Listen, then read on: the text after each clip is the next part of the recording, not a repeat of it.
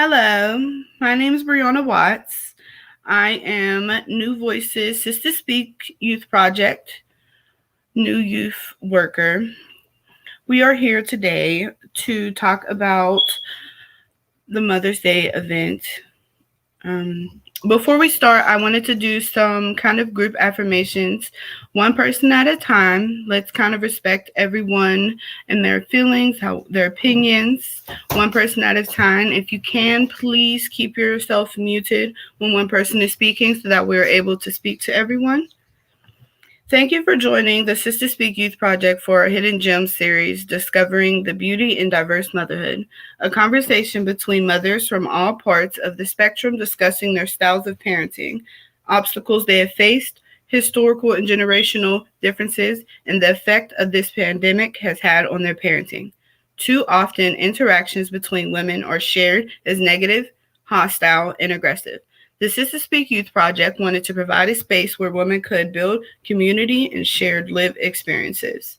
During this programming, you will see small clips from our Sister Speak Youth Project, giving their mothers some love and hearing from a wonderful panel of mothers to share their gems.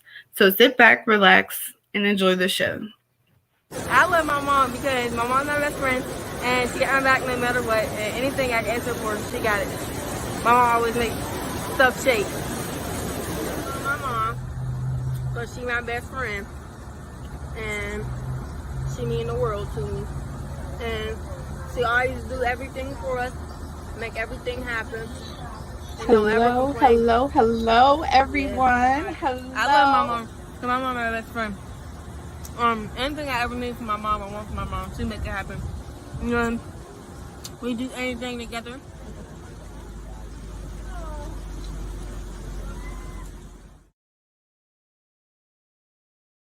For this evening, Queen Seisha, and I'm going to kick things off a little bit by reading the bios of our wonderful panel.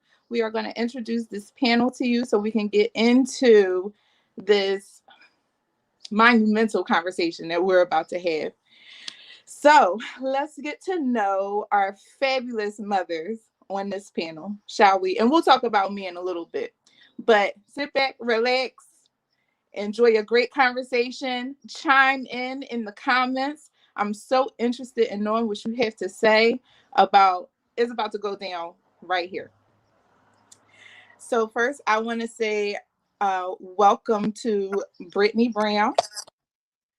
Brittany Brown is a survivor, okay? Not just a survivor, she is thriving through it. A survivor that is thriving. She is the young adult program coordinator and supervisor at Gwen's Girls in Pittsburgh, Pennsylvania, and a student at the University of Pittsburgh. As the young adult program coordinator, she oversees the Black Girl Advocacy Leadership Alliance, commercial sexual exploitation of children, and co-facilitate Gwen's Girls Juvenile Justice Prevention Program. Outside of work, she's a wife, a mother of 5, y'all, a daughter, sister, and a friend. She is stable, reliable, intelligent, and blessed beyond measure. Amongst those various titles and adjectives, because they are the very things that society says that she wouldn't be or shouldn't be. Her name is Brittany Brown, and she is a survivor. Welcome, Brittany, to the panel. Yes, Thriver. I gotta get my mouth around that for the rest of the But you evening. got it, so I appreciate it. Thanks for the awesome Yes, introduction. I'm a little bit of a wordist. I appreciate words, and I was like, how come I didn't think of that one? That's a good one. And you can have it, sis. Appreciate it. I might borrow it from time to time, but I'll still give you credit. All right, I appreciate that. Next up on the panel, we have, is it Tamara or Tamara? Tamara. Tamara Harris Robinson. She is our SYP Super Youth Project Parent Volunteer. She's also the owner of a new and upcoming home care agency called Heart to Heart Home Care LLC. Tamara has a background in billing and medical coding. And she's from Pittsburgh, where she enjoys being a mom, reading, taking trips, and spending quality time with friends and family. Sounds like the dream. Welcome to the panel, Tamara. Hello, everyone. Up next, we have Miss Jamie Est. Let me say it right. Estes. Is that right? Estes. Estes. Jamie Estes. She's the program manager of the YAS program, or YAS program for Family Link Incorporated. Prior to her 4 years at Family Links, Jamie worked closely with judges, probation officers, and families as a caseworker. She has a degree in criminal justice and a passion for helping youth in need. Welcome to the panel, Jamie. Thanks for being here. And up next on our panel, we have our very own Carmen Alexander, aka the MVP, aka the Deputy Director of Operations and Chief of Staff for New Voices for Reproductive Justice. She has 15 years of management and business analyst experience. She oversees the entire operations of New Voices. And she began working with New Voices in 2014 when she led the community organizing efforts in healthcare access, LGBTQ plus rights, and ending gender-based violence, specifically sexual assault. Carmen then went on to successfully build the integrated voter engagement program, the Voice Your Vote project, which was also installed in 2014. Carmen also was a member of the core group for PIIN, the Pennsylvania Interfaith Impact Network, and as the PIIN transportation representative for the First Unitarian Church of Pittsburgh, and has volunteered with the Pittsburgh Gay and Lesbian Community Center. She is an elder at Judah Fellowship Christian Church, and she currently serves on the Black Women and Girls Equity Commission for Presbyterian USA. Welcome, welcome, welcome to the panel. Thank you for having me, Queen. Thank you. Thank you all for being here. And just a little bit about myself. Who's moderating this thing? Who's asking these questions? Who's getting down to the nitty gritty? That's me, Seisha, aka Queen Fierce. Queen is fine, or however you feel. I am actually a community organizer with New Voices for Reproductive Justice. I'm based here in Philadelphia, pronoun she, her, queen. And I am a mother of two beautiful brown children, ages 7 and 9. So I feel like this conversation is going to be popping because I can stand to learn a thing or two. Okay. So I just really appreciate everyone being able to join us today, taking time out of your schedule to just drop them gems. That's what we are here for, dropping those gems, because all of us are in the same boat. We have all crossed a path in motherhood, even if you didn't physically birth a child.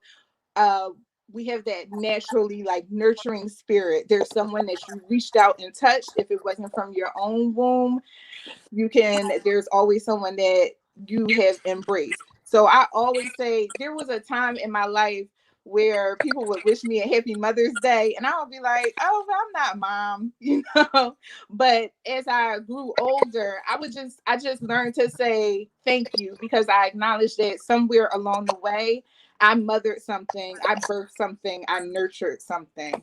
So that was my qualifying factor until I actually became a mother, to just appreciate the well wishes of being a mother, and what a journey it has been. So I guess I'll start off with each one of you. Maybe we'll start off with you, Jamie. What does being a mother mean to you? Well, let me see. Okay. So my daughter is 18. And so to me, being a mother is like, it's a great learning experience. So me and my daughter have grown together. We have taught each other a lot of things. She has shaped and molded me into who I am now. For me, I've learned things like being able to let her express herself and be who she is, from the time that, however, like she, what, April has been able to express herself and be who she wanted to be since she was like 6. And for me, I was never really able to like express myself and be who I was until like later on, like in my 20s and 30s, and I just felt that was terrible. So I just knew that whenever I had children, that I would always let them be who they were, express themselves, and just be comfortable in their skin. So for me, it was always being able to have a comfortable, great relationship with my child first and foremost, where they would be able to come to me for almost any and everything, and not be have to keep secrets and go behind my back and do things like that they think that I would be mad about, or just talk to me about any and everything. And some things, some people might still feel like, oh, well, that's not what a parent's supposed to do, but that's them and that's me. And because of the different things of how I have raised her, we have a great relationship, and she's um she's a wonderful child. She has might have a couple little things here and there, but she's wonderful. Way she's better than I was. She has done nothing that I have done growing up, and she has also helped me with like my kids as working in my field and my young adults working in my field. And for me, like I have been a lot of their mothers too, and I'm still being continuing to be their mother. So, they teach me, she teach me. So it's just important to me, like just to nurture and be there for them now, even after they leave my program. Just supportive, and for them to be able to count on me, and just any and everything, like because everything that was just a lot of things that I didn't have, and I just want to make sure that I give that back to her and whoever else I come across in this young adult world. That's excellent. That's an excellent point. Just being able to give a child that space to freely be themselves. And I think that's true. I find that true for myself, that, you learn from the successes and failures of your own parents. They're our first examples, or our own, our own guardians, or the people who raised us.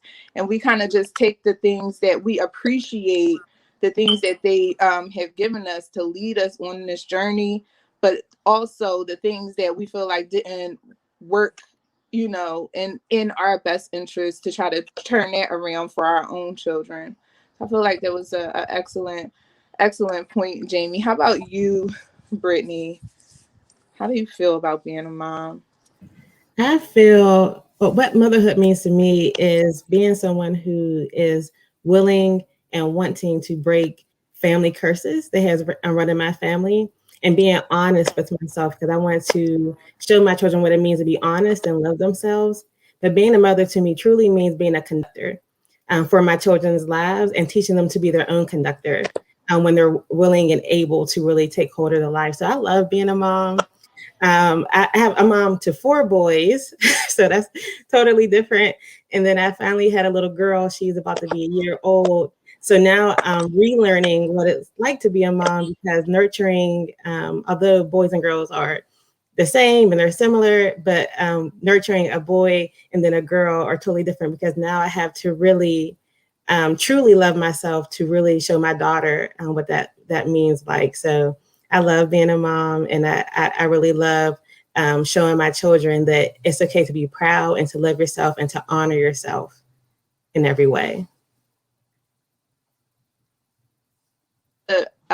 That's another thing that that need to break these generational cycles. These things Absolutely. that we just get caught up in because they're tradition, or that's what we were told to do. It's a challenge to think outside of what you were already taught. But if you can do that to the extent of uplifting, your own child, your own seed, the person that you're looking after, then you're doing the absolute best service to them. So I commend you. That's excellent. Thanks. Um, let's slide on over to Carmen. What does being a mother mean to you? Great question, great answer so far. If you would have asked me when I was a little girl what I want to be when I grow up, I would have told you I want to be a mother. And I'm a mother of five, also 3 boys, 2 girls, and a grandmother of 4. So I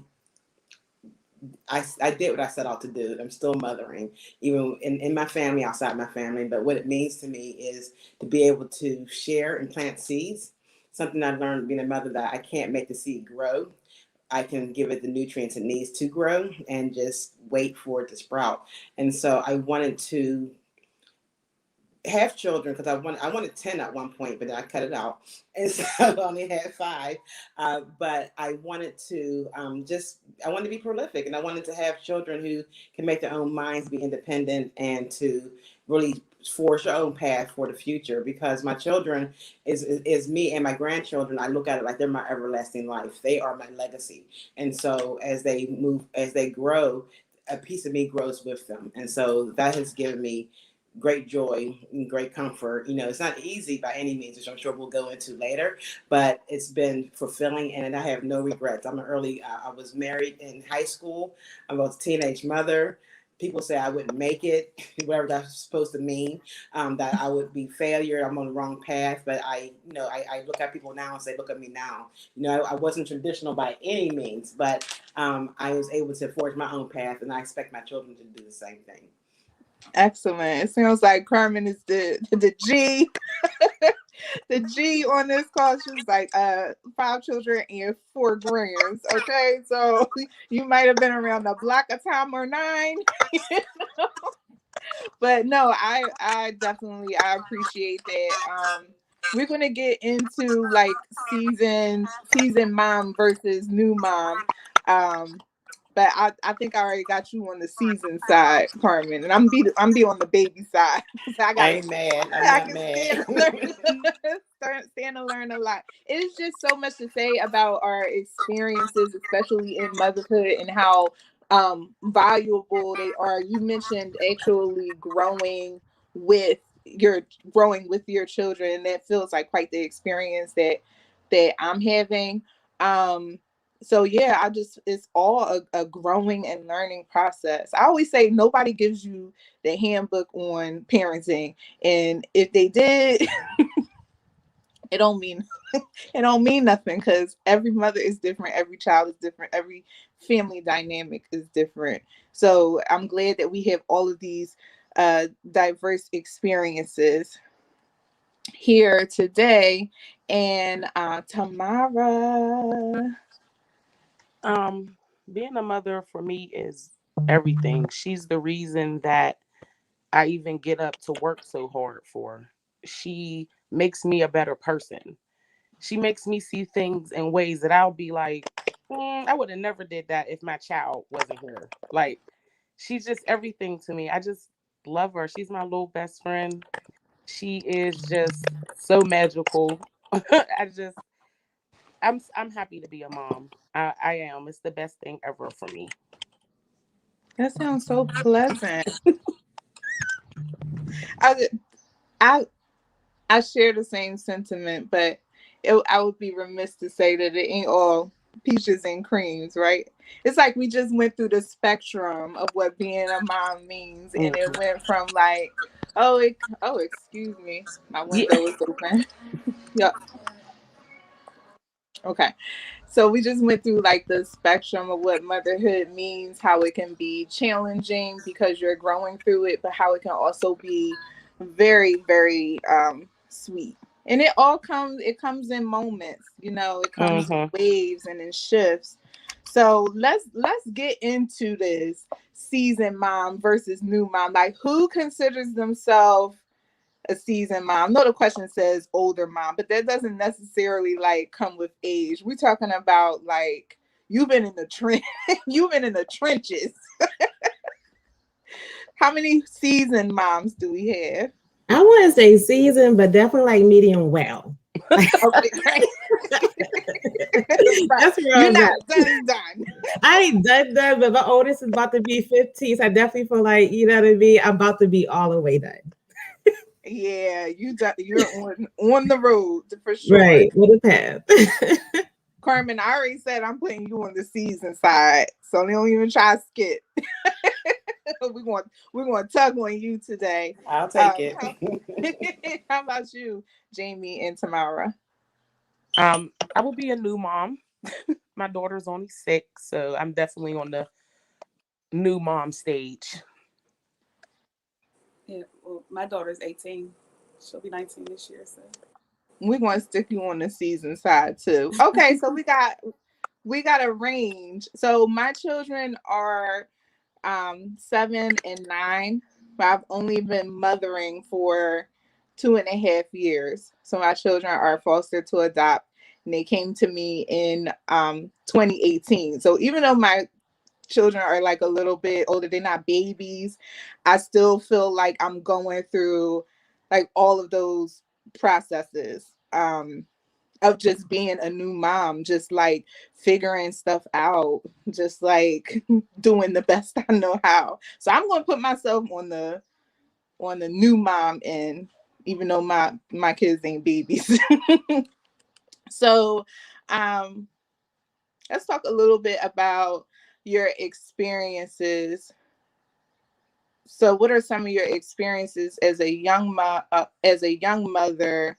Okay, so let's talk to the new moms first. It's just me and Tamara?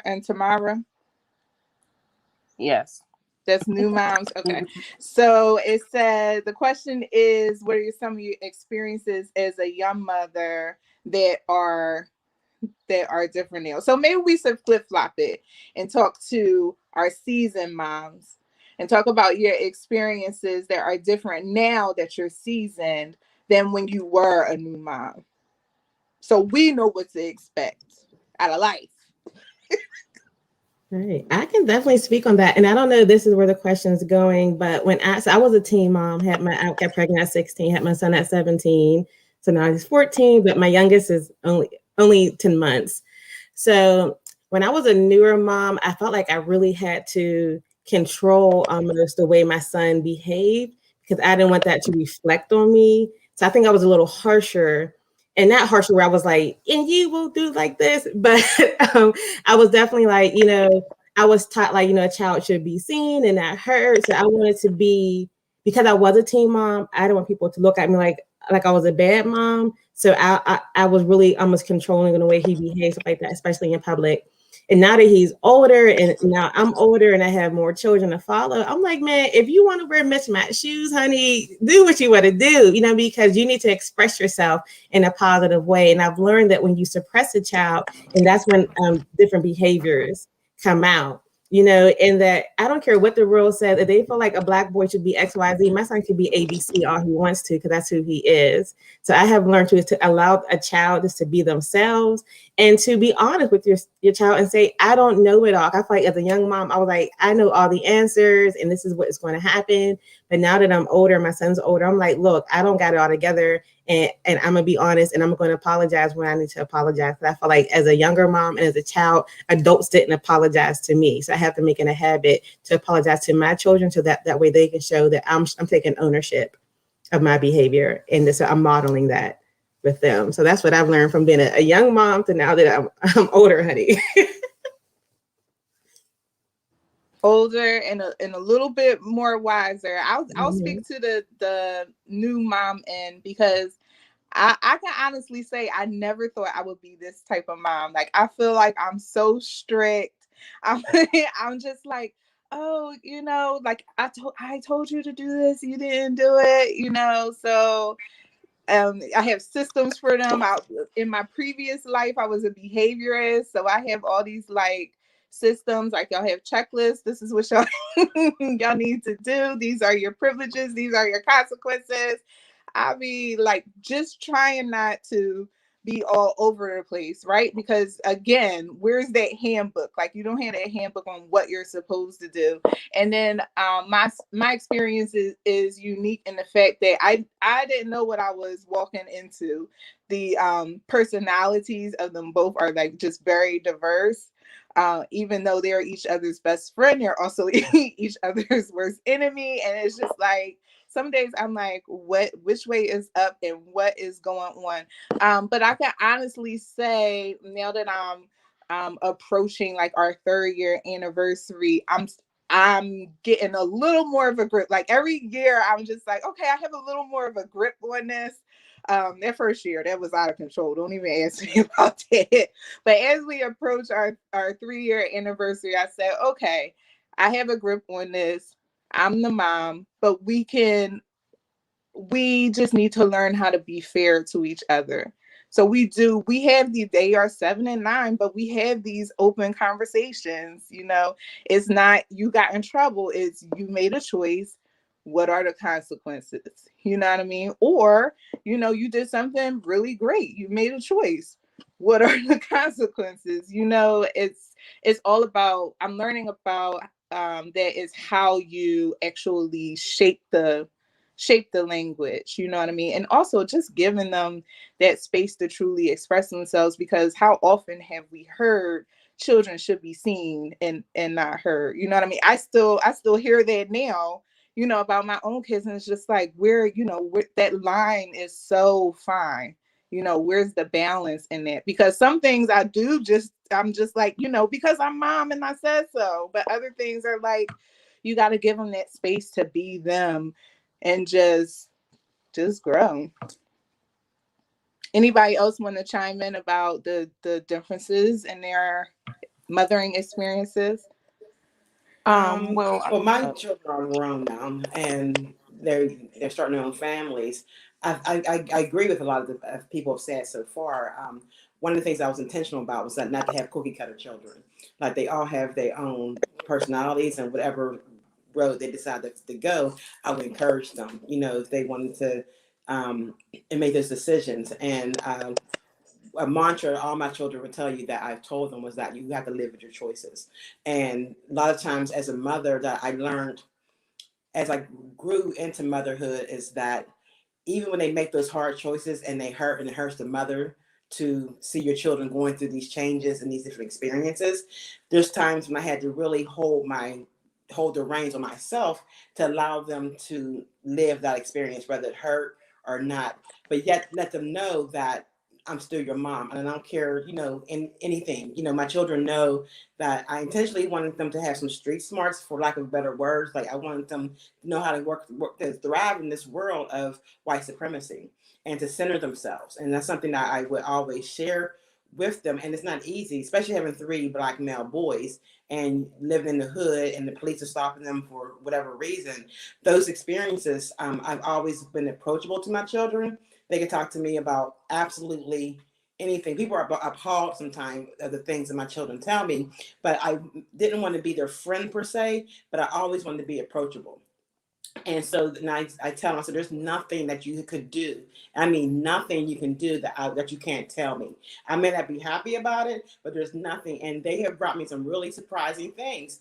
But they always know who mom is. And when they're in trouble, they know they can call me. And they can call me before you call the cops from some situation. So I can be there for you. So that's something I learned growing up. But and you go to the generational curses, I was like, I'm not going to be that parent who was like, I want you to be what I couldn't be. That's not what I wanted to raise my children to be. I want them to be who they want to be. And and they all have different personalities, and I encourage them to make the choices they do. And when they fall, I'm there to hold them, hug them, kiss them, and push them right back out the door. Like, you can't stay here with me. But that's pretty much how I look at it. But those things you learn through experience how to deal with that. But just preparing my children for the real world and not the world that I feel like it should be. Absolutely. Thank you, Carmen. And Tamara, you wanted to jump in there? I was just going to say, as a new mom, I used to have my nieces all the time. They stayed with me for the summer. Like, I was always the aunt with all the kids. I wouldn't do half the stuff with my child that I let my niece and them do. It is so crazy. I always thought I was going to be like the cool parent, like, oh, I'm okay. She can do. No, it's a no for me. Don't do that. I don't like that. Like, my sister be like, oh, you don't like that now that you have a child. But when it was my kid, you was okay with everything. So I completely understand that. I'm totally like, no, I don't want you to do that. No, sorry. For me, that's how it is. Like, it's crazy. I am so the same way. And that's why I say I always thought I would be the fun mom. I come from a special education background, so I worked with individuals who had autism, and so when I started out, I mean, so one-on-one program, it was like all fun all the time. And so I would say like I wouldn't say I go to work. I would say I go to fun, right? So I would put so much into that I used to actually say, I I'm glad I don't have children, else I wouldn't be as effective as I am with my job. And then I was doing the same work when the children came, and I noticed just like how drained I was, like what kind of like balance I really had to create, like putting so much into my work and other people's children, but also putting so much into my own children and now living in my home. They need that same type of energy. And so it just was like the things that I did outside of here doesn't line up for like what I need inside my home. I definitely understand that comparison. Jamie, did you want to jump in here about your experience as a seasoned mom? Well, okay, I'm a little bit different. So I'm a big free spirit. So it much hasn't really changed with me and my daughter. I've always been the same, kind of like from the beginning up until now. We just grown together and learned different things, and so it's like I still am, like Tamir said. I was always the one that had the kids and the cool this and the cool that, but I still was as a mom. But it was like with my daughter, she just knew what not to do. I just she just knew what not to do. But she was still just so open with me because I was just always so open with her that I never really changed, and we never really changed. So through this whole time, it's been the same. And she do come to me, like Carmen said about like people say, she could tell me the craziest things. Like when my daughter first started having sex, she felt so comfortable with telling me. Her friends come to me and tell me before they would tell their parents. But I was okay with it because I couldn't do that. I couldn't do things like that. And I was sneaking around doing all kinds of stuff. So it's just like, I really didn't change much from then to now. I have grown within myself though and learned a lot of things. And then like some things that Brittany said, like I always say things like to my daughter, and even me and my brothers and sisters sit around and talk, and even me and my residents talk about breaking the cycle. When we talk about parents and grandparents and just breaking the cycle, like somebody has to break the cycle. I always say that all the time about how everybody was raised and like children because we seen, not heard, and different things like that. That's the worst thing ever. And just like, or what happens in this house stays in this house, just so many different things. But worst thing ever, not being able to express yourself. And that was me. That was my whole life growing up. So I just was so free with my daughter that she never challenged me. She just been so open with me. She never like, I be asking all the time, like, how did I get you? Like, I never had no See, issues. that's absolutely amazing, Jamie. I feel like, I don't know, maybe it's for boys or different. Like sometimes there's just something that I don't want to know when it comes to my sons. And at the same time, I absolutely want to be open with my children, and I am. But there's something I'm like, look, something I just can't. I don't want to know sometimes. But I totally agree with you, and I think it's so honest. And I feel like since the pandemic happened, and I feel like And I'm not downplaying what has happened because it's been so serious. And my heart goes out to anybody who has lost someone or has struggled with that. But I really feel like the pandemic to me was a blessing in disguise, because it has allowed me, especially with my eldest son, it has allowed me to rediscover who he is, because we've been spending so much time together, right? This is the first time since he's honestly been alive, because I've always worked. I was a single mom, I was a teen mom, so I've always had to work. So we've never really kind of been together. But it has now, I'm with them every day. So now we're eating lunch every day, and it has allowed me to rediscover my children. And I really appreciate that, Yes, see, that's good. And for me too, like before I used to always work with teenage boys too. So, and they used to always come to me too and tell me everything too. And I don't know why, but I used to be so comfortable with that too. And they used to be so comfortable with me too. It's just like, I don't know, I just be so free. Like, but yeah, And I that's think that just talks to you as a testament of who you are, and your yeah. spirit. The people kids are comfortable enough to come I to you. definitely believe it is like who you are and how you are and how you present yourself, especially with young adults, because Mm-hmm. they don't always need somebody that's like talking. They sometimes need you just to listen. That's just the bottom Right. line. It looks like I had a question. Someone actually asked. Okay, here it is. You want to read it, Stacia, or you got it? I see it on the side here from Tatiana. She asked specifically to you, Kermit, if your boys still hide some things from you, like when they did as teenagers, or they started opening up more as they grew up because you made yourself available and they knew that. So is there a difference in the way that you guys communicate about anything from the time that they were younger up until now? That's a good question. I've always had the philosophy: your children ask, you should answer them. Did they hide things from me? Yes, all my teenagers had things. I noticed some things that I would probably never know, and some things is great. But one thing, as they began to get older and started to being more, with the neighborhood and going to school and things, is that they went to that phase of not saying anything. So you're like, how was school? And they wouldn't say anything. But I was also the parent who had a bunch of children at home. When they became teenagers, and I would say maybe they're late teens, not early teenagers, they're late teens. I will say I made a compromise that if they swore, I didn't trip out about it because I wanted them to talk. I wanted them to be able to talk. Now they can't swear at me because I'll break their teeth, but they can't call me out of their name. But if they swear, I was like, okay, let me see they're growing up.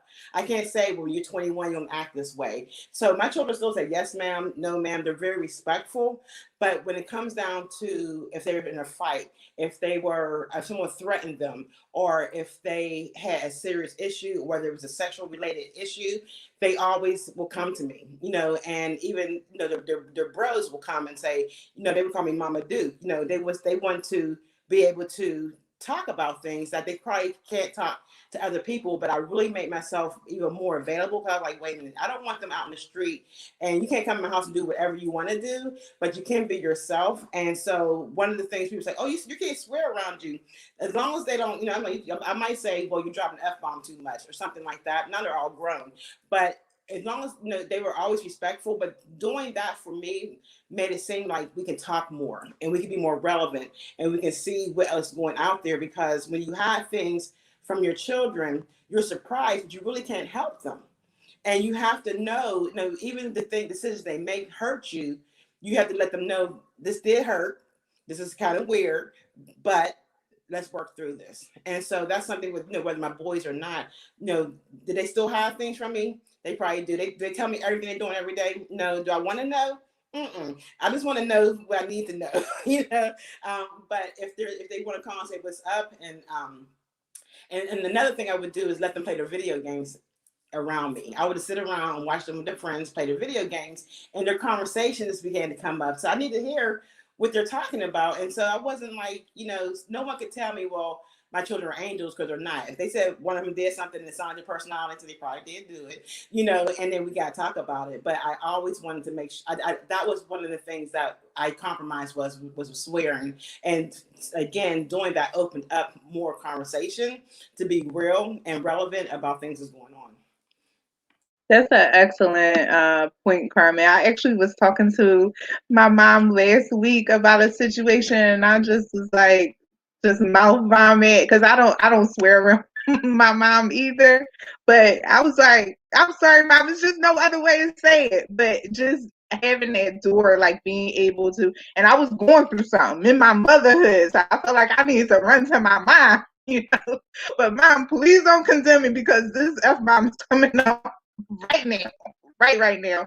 And just having being able to have her air her very like non-judgmental air, and allowing me that space to just have that second and just be like, okay, and breathe, and being able to say what I had to say, even as an adult. Like, I know we're talking about mothers, but if you are blessed enough to like still have your mom, like, you never stop needing them. So I think that's a blessing that your children, your sons, can come to you and talk about anything. With my own children, if they think is a bad word, they don't want to tell me. So I'm like, well, you have to tell me, so I can at least tell you, like, let you know if you're saying the right thing or the wrong thing. So I do open that door for them. Like, I don't let them talk any kind of way to each other, because I don't want y'all to talk any kind of way out in them streets, because I feel like that's a much bigger issue. So let's settle it in here. Like,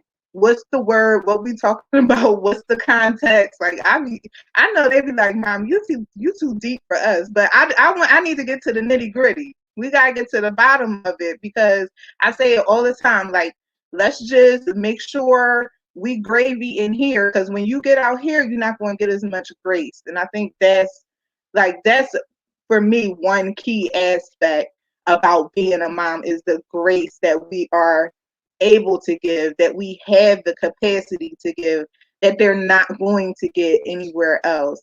So that I feel like that speaks to this.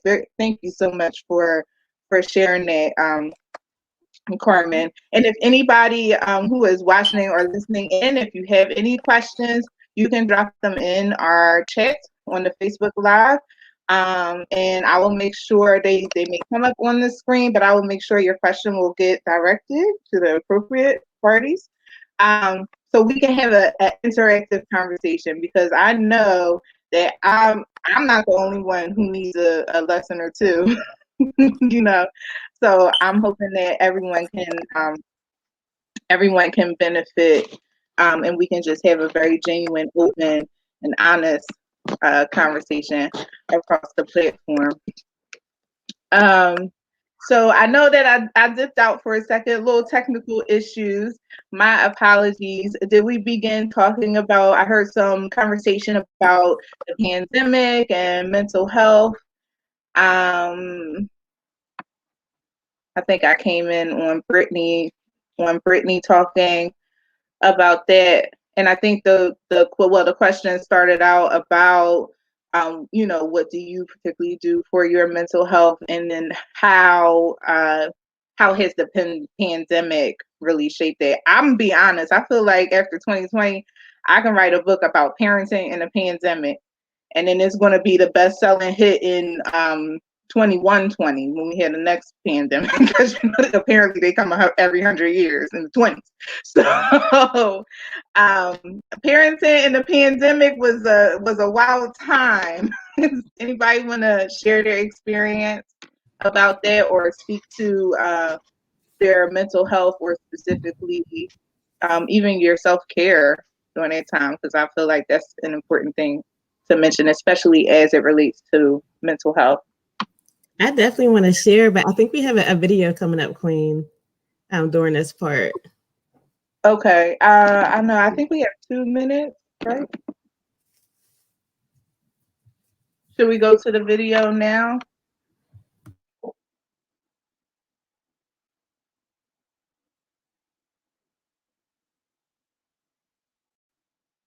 Okay, so I guess before, see, we got Corey coming. So before we okay,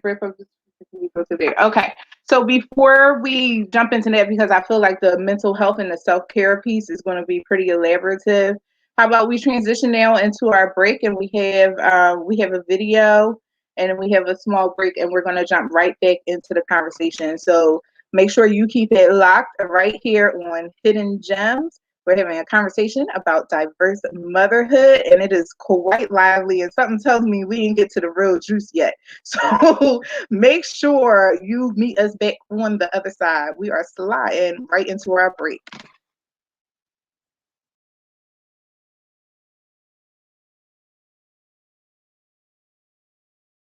Hello.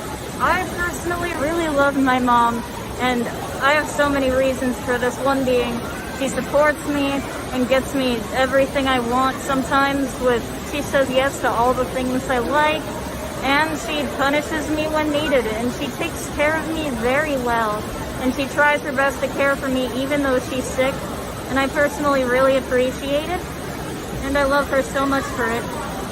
And everything she does for me is precious, and I just want to treasure the time I have with her left. My mommy, because she's creative. Because she created you? What about? No, creative. Oh, how many mommies you got? 2. And you love them both? Yes. Why you love them both? Because one, she teaches me everything, and 2, she teaches me how to draw. Oh, well, that's awesome.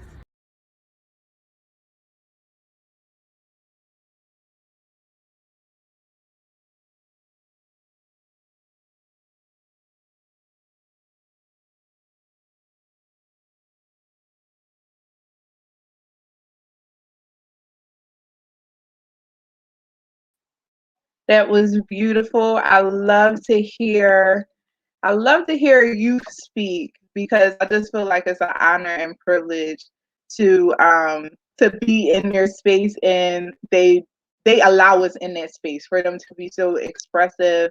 And I always say, especially when talking to teenagers, because they sometimes can be recluse or don't feel like anybody feels the way that they feel, and keep a lot held into themselves. So I'm always in awe that when children include us in this space. I think it's sacred, and I think it's special, and I appreciate that. So I always love hearing from the young people.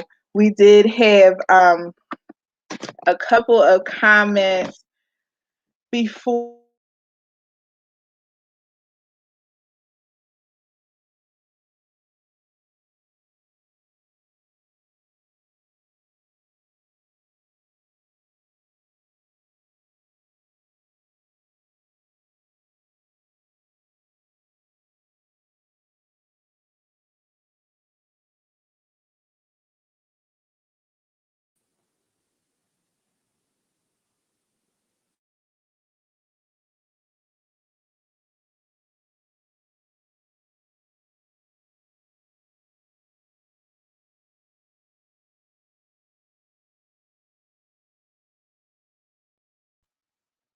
Anyone can answer about how their self-care is how you manage your self-care, things that you did to keep your mental health in check, or even if you had either of these kind of learning experiences during the pandemic. I'm sure that shifted a lot of things for a lot of people.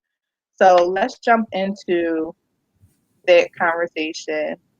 Man, that was such a great question from Corey. Self-care is so important. And I'm gonna be quite honest, when I was in my newly into social services, I did not have self-care. I wanted to be superwoman because I had to save every teenage mom that came into or black girl that came into my path. And I took that out on my children a lot. I was so burnt out. I like to say I used all my niceness at work.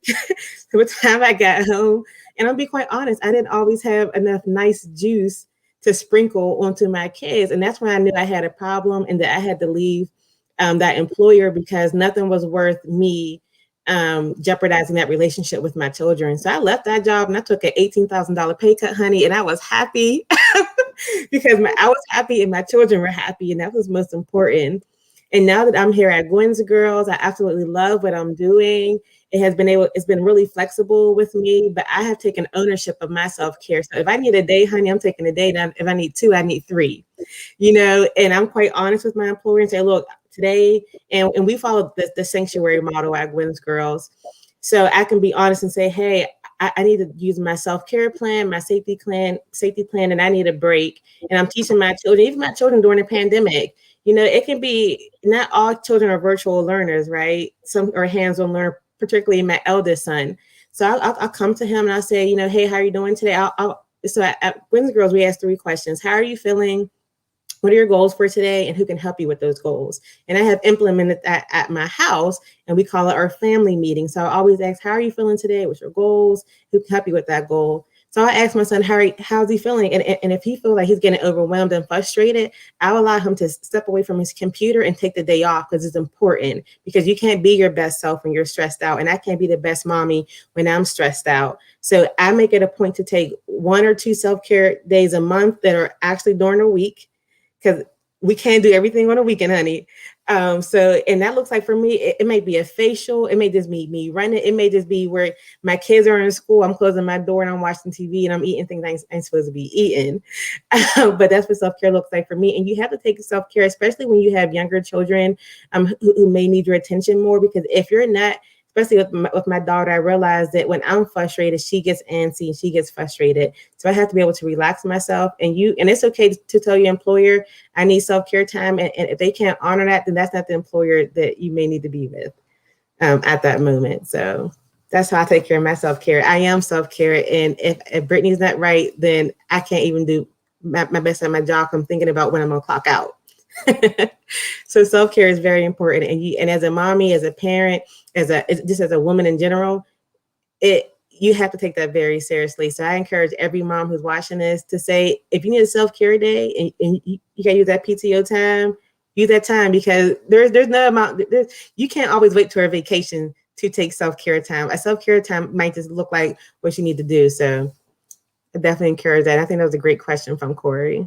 That was excellent. Thank you so much, Brittany. And we do have a couple of questions in the comments that I want to jump to, but I wanted to jump in right here because I recently had this conversation.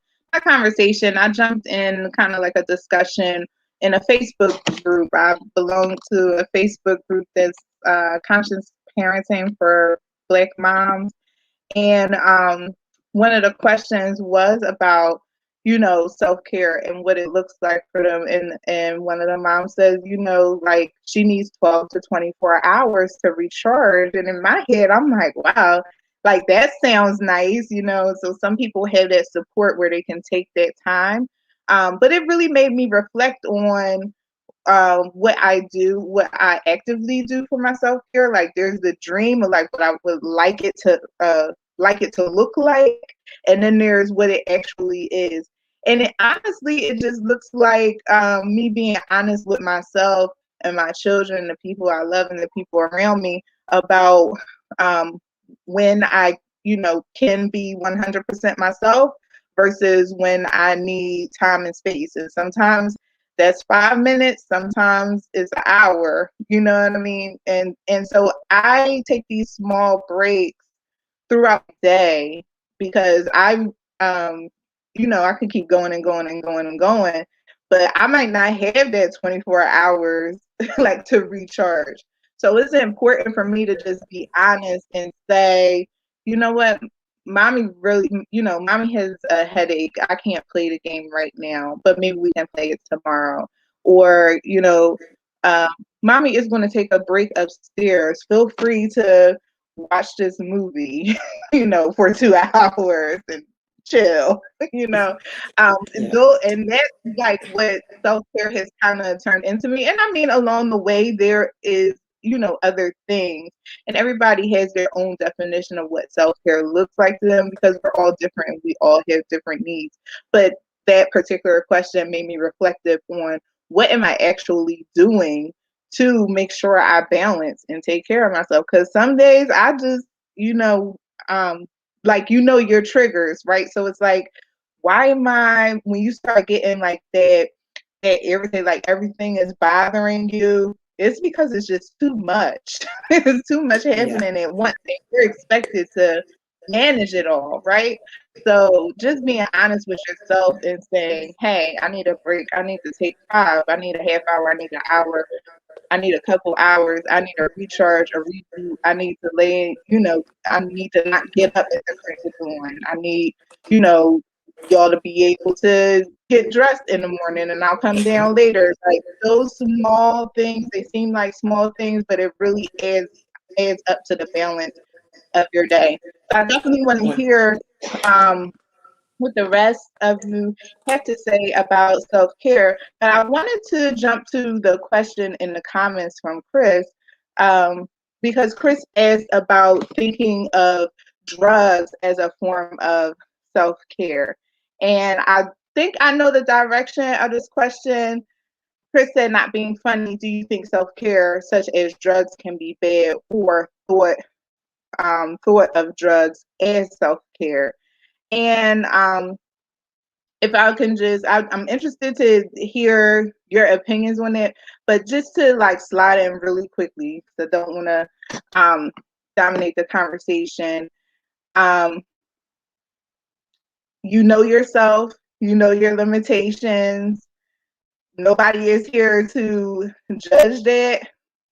You know, whatever the use is, just knowing the difference between use and abuse, balance in all things, everything in moderation. And some people use drugs, herbs, alternative substances to self-medicate. Some people use them to relax. Some of them are, legal now and prescribed. So I just feel like if there's a balance to what you're doing and it's actually it actually helps, you know, you in your journey of motherhood, if it gives you that balance, if it gives you, that minute of self-care, then nobody is here to judge that. But I will say everything in moderation. What do the rest of you think of that? This I kind of feel like to each its own. Um, if that's what you feel like is helping you and it's you coping with it and it's not something that's over the top, I feel like as long as your kids is not around, hey, do you? I believe in balance. That you should have balance in your life. Back to with self care. One, as being a Black woman and moving through this earth, we know that we don't always have access to psychiatrists, social workers, or have time to go. Sometimes, it's that glass of wine is all you have to get you through. Some people got to roll that blunt. But I think what you said, Seisha, is about, balance.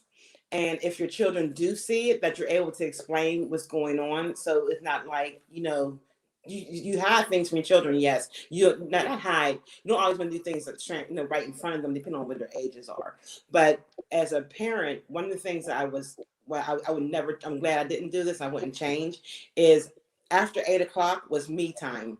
You can go upstairs and play in front of TV. You can go to bed. Because some children will go to sleep. Some children want to play and wrestle, but it had to be quiet. So 8 o'clock was quiet time in the house. And I still do that to this day. Even in relationships that I'm in, my person knows that, after 9 o'clock, I really don't want to talk to nobody.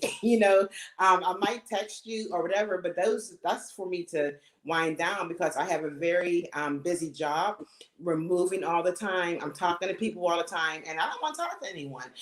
So I give everything I can to my children when they were growing up through the day. I homeschooled, did all that good stuff. But at 8 o'clock, it was that time. Now it's a little bit like 9, 10 o'clock, but I still have that sacred time for me.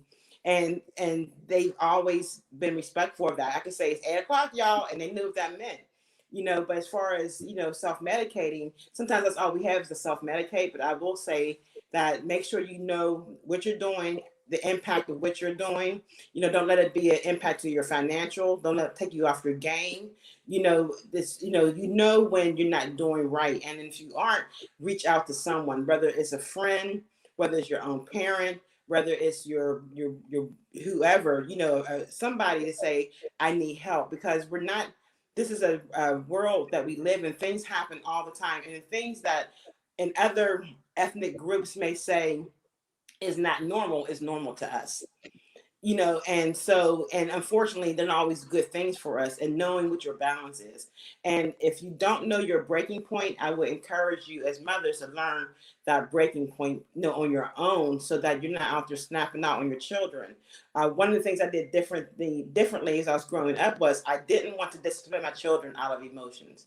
And or if I'm under the influence or something, I'm not going to do that, because I wanted to not only discipline them, but also explain to them why they were disciplined. And I want to be calm, that my emotions is not going to go into the point where it's abuse to the children.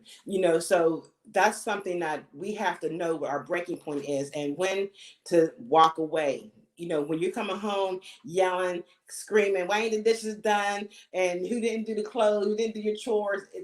What world are you bringing if your home is not a sanctuary? And that's something that we have to really exercise to do, to make our home a sanctuary and where there's peace. And that's something we have to raise our children knowing and being respectful. And sometimes as Black women, we get into this emotional, as Brittany has said, being a superwoman. And we can't always be superwoman. We are superwomen, but superwoman needs to take a break sometimes too. And knowing what that break looks like. You binge watching may be it. And some people just want to go on the phone and gossip all day. And that's really a breaking, that's like peace to them, because that's a good thing. You want to talk to your girlfriends or your boyfriend and talk about it, but it's something that gives you joy, and if you can't go to a therapist, if you can't do anything else, go to church or go to a spiritual advisor. Find your inner joy. And sometimes another person will not give you that peace. You got to encourage yourself, and knowing how to do that when times getting hard, and knowing that you're not the only person going through that. Thank you so much, Carmen. I saw so much of my journey in what you were saying, because I'm a very, I respond emotionally. So that forces me to take a step back. And there was a period of time when they came into my life where I felt like I was always responding emotionally, to the point where I was like, I don't know who this is. Like, I would just felt like out of whack. And I did seek therapy, because it's like, I don't like the way I feel. And if I don't like it, to me, that was not like being my best self, or vibrating at the level that I needed to vibrate for them. So if they see me responding that way, I don't want them to also think like that's how we communicate, or that's how we respond. So I had to bring my own self into check. And as far as like, talking with your children about what you do, they know all about grown-up juice over here. Okay, so we don't do much else, but they know there's a grown-up table, aka the bar. It's not for children, and you do not touch it. And mommy's glass might have something in it that's not suitable for children. So they are like aware, but again, everything in moderation and balance. I'm not falling over, slurring, talking crazy. Like, Mom need a little sip right now, and that's just what it is, So it is about keeping that door of communication open, and just and being honest, but also at the level where they understand.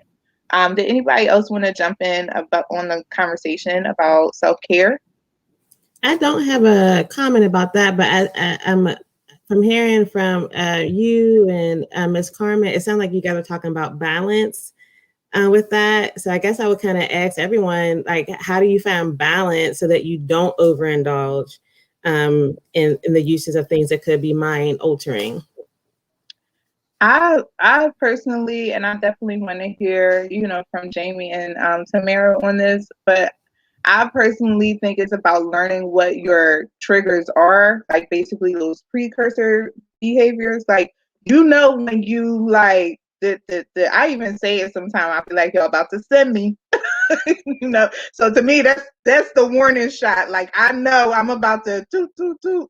You know what I mean? So recognizing those own things in yourself that trigger you or than you know what I mean? And you can even catch it and stop it there. Maybe that's where you just like take your 5 minutes or your break or your hour, and go somewhere. It doesn't always have to be about like turning to a substance. It's just this idea of recognizing when you're feeling out of whack and unbalanced and what you can do proactively to address it. So for me, the younger me in my 20s, when people would push my buttons, I didn't know how to bring myself back. So I would just go, go, go, go, and I would drink, but I didn't know my limit. So I was a mess. But like I said, I grew and started learning myself. So as I got older and now I started learning my limits, the buttons that people push, I learned how to not let people, when people push those buttons, how to not let them make me get so upset and how to bring myself down and calm down. And I always tell myself like I wouldn't be where I am today if I still continue to let people push those buttons. And I worked very hard to get to where I am today. So like shit, Tosh, no. I meditate. I even taught my daughter like I meditate. Um, Sometimes I might pray. I'm like I said, I'm a very free spirit. I do like a lot of spirituality things. Um, I might have a drink here and there, but I don't go overboard with it. I I actually do smoke natural herbs. Um, I just my meditation helps me so much. And anytime I feel like I'm off balance in any type of way, I'll just come home and I'll just take time out. I'll meditate. I will talk to some of my friends. Tosh is one of them. I will sometimes even talk to my daughter because she can give me a conversation that I don't even expect that'll bring me back to some type of balance. Like she's like this little young lady I never even knew before. And um and so how as I learn myself and learn how to calm myself down and learn how to not let people take me there no more, I teach my staff that. I work with my young residents on that, like how to it's a long process, especially when you be angry and then people label you as angry. It's a long process. But and people still push those buttons all the time.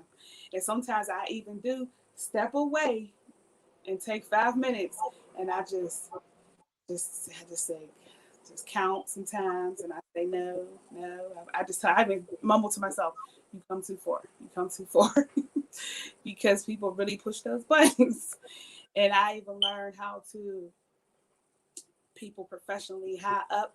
I learned how to deal with them in the most professional way when they push those buttons.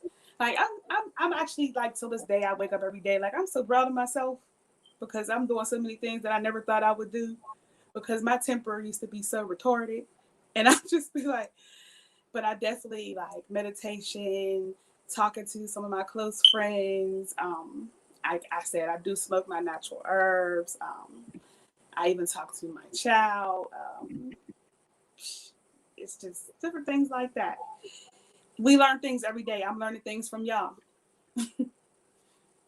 Um, for me, I am so the totally opposite of Jamie. I am trying to learn how to not let people take me there because um, I have a not an attitude, but I just want to be treated fairly. And I feel like if you do something I don't like, I don't know how to come back from that. I don't know how to be kind and nice if you do something to me. I feel like if you go low, I want to go under. So I'm trying to learn and basically know how to be okay with things and not more or less always so defensive and ready to jump as soon as somebody bothered me. So good for you, Jamie, for doing that. I'm one day going to get there. It's a I don't process, know when, Tamara. but I will It's a sometime. process. It's a process. Yes, thank you, Jamie. I was getting ready to say the same thing. It is such a process. It's strange to me because when the outside looking in, people have called me like the most calm person or zen person or peaceful person they have ever met. But I know personally I've had those moments where I just was like, I'm calm, I'm calm, I'm calm. I'm not calm. You know what I mean? It's just like I said, I get sent and I gotta snatch myself back sometimes. So I guess the grace is learning how to snatch yourself back. Because child, Listen, once you get sent, you might be out of here. listen, I used to flip tables over. And I look around when people push buttons sometimes, y'all, and I look at tables, I be like, you come too far. You come too far. Keep reminding yourself. I heard a couple of affirmations in which in your speech, okay, and your guidance just now. Because one thing you said is that you told yourself that you're proud of yourself, which I think is important to acknowledge, like the growth from where you started out or where you were in one place and where you are now. Just recognizing that, even if you're not necessarily in the space or the place where you want to be, you're still on the journey there and you're so much further from where you came. So you say you proud of you, I'm proud of you too, sis. Keep shining, you know. And Tamara is on the road, and I'm just going to speak for myself. I don't want to say, oh, we all been there, but I'm going to speak for myself, myself and say, I already said it. I'm an emotionally driven person. So it was really about how do you control those emotions? What are your coping skills? Tapping into those moments of self-care. Self-care isn't always like going to the spa or getting your feet done. Self-care can just be 5 minutes to yourself. I took a bath this morning, like bathed for the first. I'm usually like a jump in the shower out and then kind of person because I'm always on the go. I actually like bathed this morning and read some poems while I was in the tub, and my kids was on online school and I had to wear and I had a meeting in 20 minutes and I said I could squeeze this in. This 20 minutes is for me. You know what I mean? So it may not seem like anything in the moment, but building that in, building your self-care into your routine can really affect and help the way you respond. Like you have a choice. It's always a choice in how you're going to respond. So shout out to our comments. They just like kept us going for a minute. Chris did shout us out and say we had beautiful smiles. Hey, everybody flash them lights. Okay. Hey. Hey, I hope y'all screenshot this. Yes, indeed. Chris also mentioned loving hearing about Jamie's growth. I feel like that's a very valuable journey that you took us through. And also, Tamara, honoring your vulnerability and saying, you know what, I'm just not there yet, but recognizing that you're on the road too, you know, recognizing those buttons and Yes. realizing how to filter that thing out. Okay, so wow, we've been chatting it up. We're gonna be wrapping up soon, but I have a couple more questions that I wanted to get into. Do we have any LGBTQ parents or anybody who is, I always say a non-traditional parent, right? So alternate lifestyles. So I just wanted to ask, this was a question that I added actually because I feel like it's important to share like how your parenting experience is different from or what it's like being a parent in such a heteronormative society. Like what challenges have you faced? And I think we can kick this to the OG Carmen. Right. What challenges have you faced being an LGBTQ plus parent in this society, a society that's very heteronormative? Great question. I didn't raise my children being LGBTQ. I was married for 20 years, and then got a divorce. I'm what I self-describe as a lily. I'm a late in life lesbian, and so my Oh, right. I love that. I love it. So I think my son was still, he was a teenager. I mean, he was like 17, 18 or something like that. I lived my mother, when she used to spank me, or you call them in old school is whoop you. The worst whooping I ever got was, she says, if I lied. She says nothing. No, there's nothing worse than a liar and a thief. So I knew once I came into my own and realized that I was a same gender loving person, that I'm gonna live my life. I didn't have this like coming out party, and that's how I raised my children. Live with your choices. So I told them what was going on. Some of them didn't like it. Some of them was like, whatever, no big deal. One of my children came out to me prior to me even coming out. But I was very unapologetic about it, and I just began to live my life. Has it been hard on my children? Because that's why I just raised them. You know what I'm saying? Like I'm still their mother. I still love them. One, and with having partners, is like they have to interact with my children a certain way, or they can or can't not, and so it's not, my grandchildren know that Nana may have a girlfriend, or when I was engaged to a woman, and they still call her, Mama Flo, because she was a part of their life for so long. And so I don't think it's they haven't come to me saying, oh my God, you can't be gay, you can't do X, Y, and Z, because it was like, I'm living my life, and I want you to live your life to the fullest, and I'm not going to be ashamed. Now, some of my extended family members may not like it, and there's been dynamics because we come from a very Black conservative church, and so you have those dynamics that you have to really work through. But even with that, it's like, if I can't show up my full self, I'm not going to show up, because I'm a jewel and I'm precious and I take care of myself. And so therefore, I want to exhume that and show that in every way. So I don't know. I haven't raised they weren't raised that way, because like I said, I'm a late in life lesbian. But again, as I said earlier, being transparent with your children, asking them, are you okay? And we have other issues, but that has not been an issue for me with any of my children or my grandchildren. For me, the nothing is really different being a lesbian mom. I got an IUI. We raise her the best to our ability. The people at the school know her more than they know me. So I've really never had a problem with, being a two mom household. I just really hate when people say, who's the real mom? Like, we're both the real mom. Like, it don't matter who had her or who carried her or whatever the circumstances is. We're both the real mom. So that's really only thing that I have had a problem with so far, is people asking, well, who's the real mom, instead of just talking to both of us or acknowledging both of us as being her mom.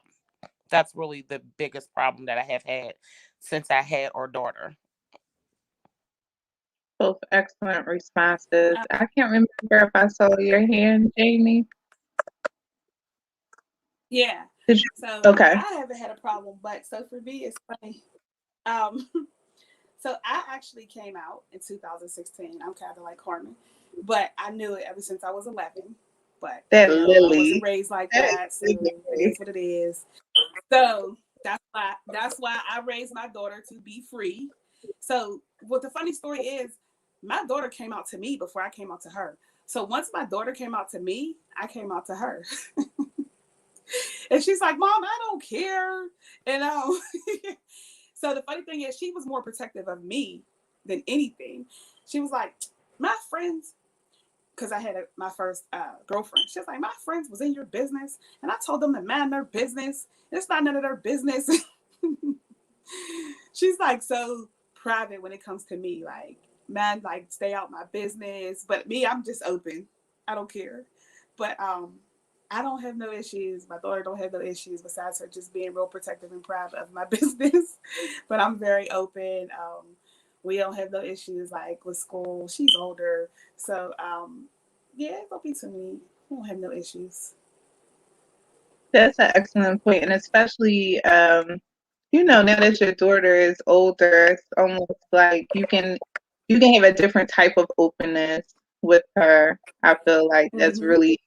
that's really valuable, Mm-hmm. and the fact that she honors and protects you like that, I feel like is really amazing. I want to squeeze in. Wait, you know what? Let's start it because I feel like we can keep going and go. When's part two? Did somebody schedule part two? Because we are going to be hopping off in just a couple minutes. Um, but I feel like we have so much to cover because being a mother is just so many different aspects. Maybe I can fit this in. I knew that when I was asked to moderate this is one of the questions that I was interested in because I consider myself a non-traditional parent or someone who did not physically birth a child but still mothers. What do you think is unique about your parenting experience that you believe is different from what's considered traditional? Do we have anyone else who is a non-traditional parent? Is it just me? So I guess I'm representing for all the foster moms. Hey. I was gonna say I'm not any longer, but I have fostered both officially through the CYF system or court system, and unofficially when a child just needed a place to stay. So I can honestly say that when I'm parenting, especially children who I have to take into my home, I have to really step back and think about how I'm parenting because even if it's loving, I have to realize that not every child came from a loving home. So love to them may have been abuse. So I have to really be mindful, like the hug, me coming to embrace, they're backing off because that's embrace to them meant I was about to get hit or something like that. So I have to really kind of reteach and relearn and really honor their boundaries and where they are in their journey and where they are in life as opposed to my children who are used to me, coming into the room and like tickling them to wake them up. So if I came into a foster daughter or son's room to tickle them, that to them was like, why are you touching me? Because they may have had some type of assault in the bedroom. So I had to really kind of learn that although that I want to show them love, I have to do that at a distance until they're ready to come close. And I guess I'll speak to a very a different experience. My children, when they came, were extremely clingy, and I was not ready. I don't think I was. I was like, oh, I have so much love to give. Let me open my home. But the oldest, she was 6 when she came. I literally could carry her on my hip. That's how she just would like hang on to me, and I was just like move around the kitchen with her, just like hanging on to me.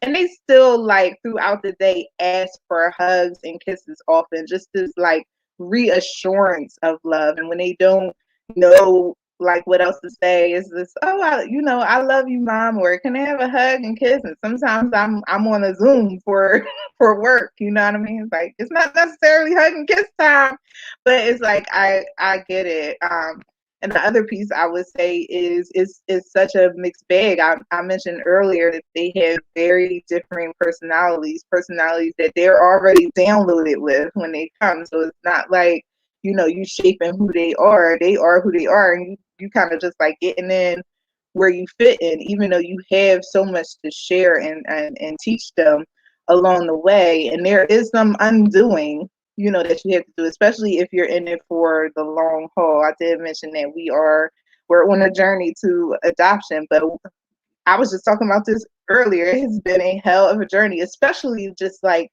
dealing with the systems, that they're in, these state systems, these Ooh, child, that's a whole nother book.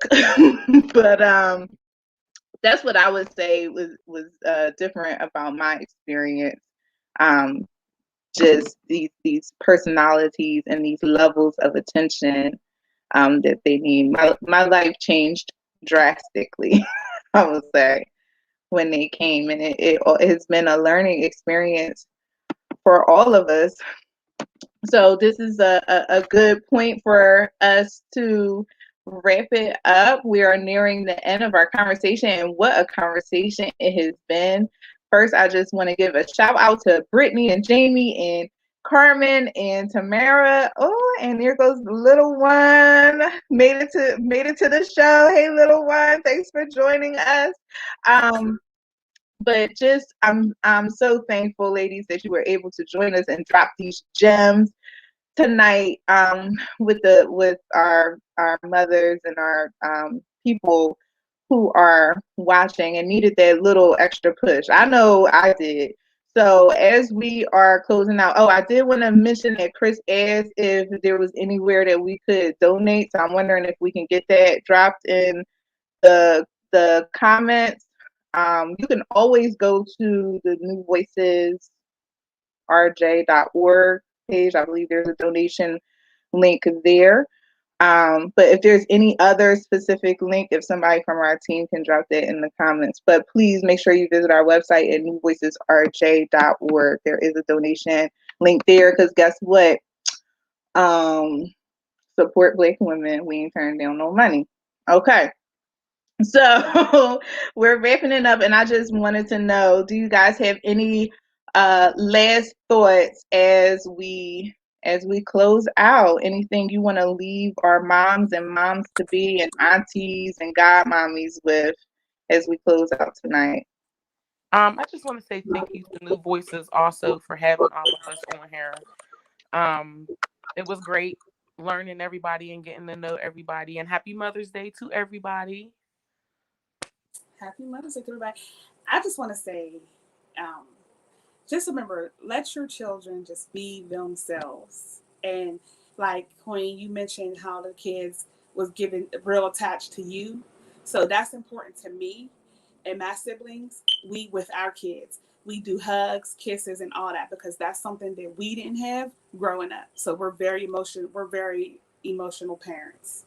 So we do all that. And happy Mother's Day to everyone. I want to say thank you all for being on here, and I appreciate inviting me to be here. It's been a great conversation, and I hope that we can continue it again. And happy Mama's Day. Yes, I just want to say thank you for allowing me to come here and represent Gwen's Girls today. I would like to say to all the moms, like Miss Carmen said, even Superwoman has kryptonite, right? And it's definitely okay to say, I need a break, to honor your space that you're in, to reach out to natural supports, community supports, organizations, to say, I need help.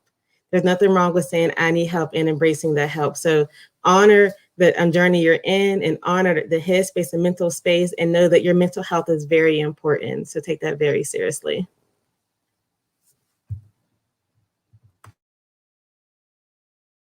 You're mute, Queen. My bad. I was really getting into it too, that emotional response.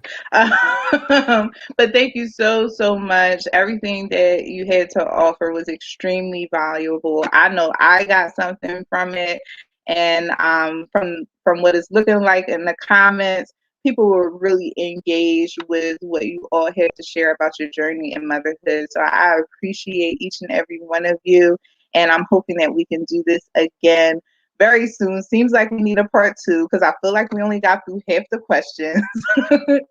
But that is the joy, unfolding the journey. Before we check out, I just want to remind everyone that Sister Youth Project is inviting you from across the nation to join us for our Justice for Ma'Khia Bryant online vigil, which is tomorrow, May 6th, on Thursday at 5 p.m. So you can visit the SistahSpeak Youth Project Facebook page for more information about that, or any of our social media or online platforms for more information for the Zoom link to register. Thank you so much, ladies. Thank you, team, for getting us together. Beulah for keeping us on point. Tasha for organizing. New Voices for Reproductive Justice for creating this platform. I am Queen Stacia, and I will see you all next time. Thank you for joining us for Hidden Gems.